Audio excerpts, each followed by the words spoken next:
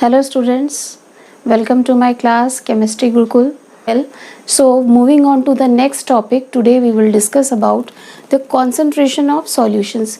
See children, in our previous video we have already discussed about solution and suspension.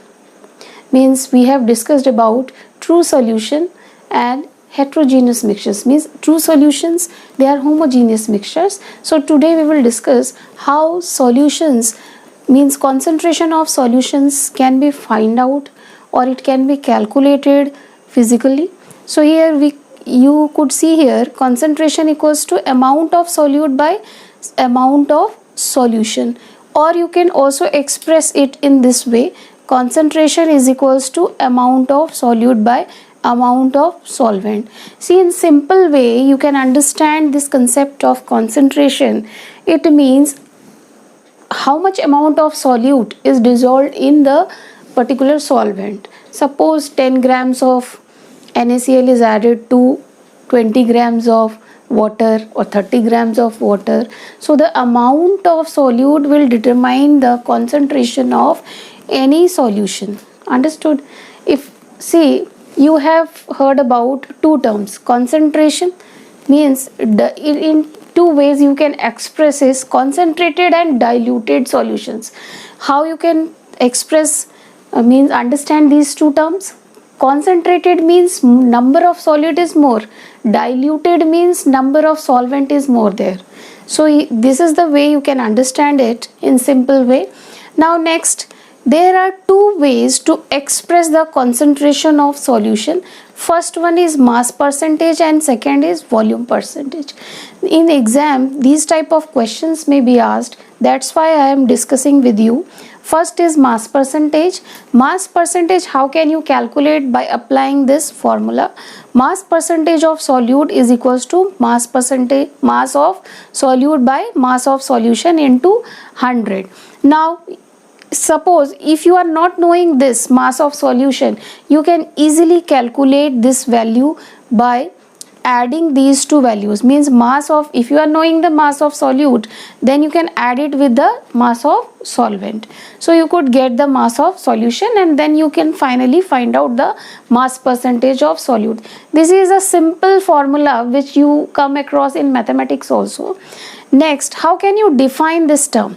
The concentration may be defined as the mass of solute in grams. Just now I told you that it is the most important thing, that concentration only depends on the solute particles which is present in the solution, and it will always be denoted in grams, expressed in grams. So present in 100 gram of solution. Okay, for example, if you want to understand this concept, if a question is given to you that 10% of solution of glucose, what does it mean? It means 10 grams of glucose is dissolved in 100 grams of water. Understood? Now next way of expressing the concentration or finding out the concentration is volume percentage. Concentration in volume percentage equals to volume of solute by volume of solution into 100. Percentage, if percentage term is given, you will always multiply it with 100. For example, 20% of alcohol means that 20 ml of alcohol are present in 100 ml solution. In other words, you can also say that 20 ml of alcohol is added to 80 ml of water to make it 100 ml. Okay, so this is it. Means there are these two ways are there to find out the concentration of a solution. Now next, today in this video we will only discuss about solutions. Solutions are broadly classified into three categories: saturated solutions, unsaturated solution and supersaturated solution. See children, sometimes children ask me and they have some queries regarding solutions. Ma'am, what is the need of solution in our day-to-day life? See children, we cannot do most of our activities without this concept of solution. because we have to prepare medicine, we require solutions there. If we have to prepare food in our kitchen, then also we require some solutions. So solution concept has to be clear to you, otherwise later on you will face problem in your higher classes. So try to understand the basic concept here. Now we will discuss what are saturated solutions. Saturated word means if anything has reached up to a extent, means after that it cannot allow anything to do. Suppose a solution, you have taken 20 ml of water at 25 degrees Celsius temperature, and you are adding some sugar to it, and after adding sugar you are keep on adding sugar to 20 ml of water. At a particular time will reach when the dissolution of sugar will stop. So that point it is termed as saturated solution.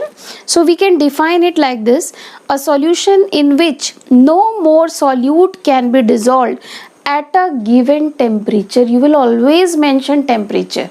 If you are defining saturated or unsaturated or supersaturated solution, you will always write this word also. At a given temperature is called saturated solution. Now next, unsaturated solutions. A solution in which the amount of solute is less than saturation level. Means if it is less than saturation level, then it is termed as unsaturated. In simple term, you can understand the number of solute particles is less, understood, than the saturated solutions which is present in the solvent. Now the third one, supersaturated solutions. If a solution contains more amount of solute than the saturated solution, then it will be termed as supersaturated solutions. Okay, fine. I hope you have understood these three terms. Moving on to the next definition, that is solubility. What do you mean by solubility? See, the amount of solute which can be dissolved in 100 grams of solvent at a given temperature is called its solubility. Depending on this term, these three definitions are given. You could have seen here also temperature is mentioned, here also temperature is mentioned. In each and every term temperature is mentioned.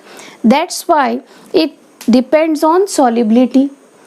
Okay, so the amount of solute means the amount up to which the solute, that solvent can dissolve the solute, is termed as solubility of that particular solvent at that temperature. Means temperature, if it is increased or decreased, solubility will be affected. That's why we are always writing temperature here. Understood? So this is it for the today's topic, today's video. I hope you have understood. Try to do numericals on the basis of these two definitions. And thank you for watching. Have a nice day.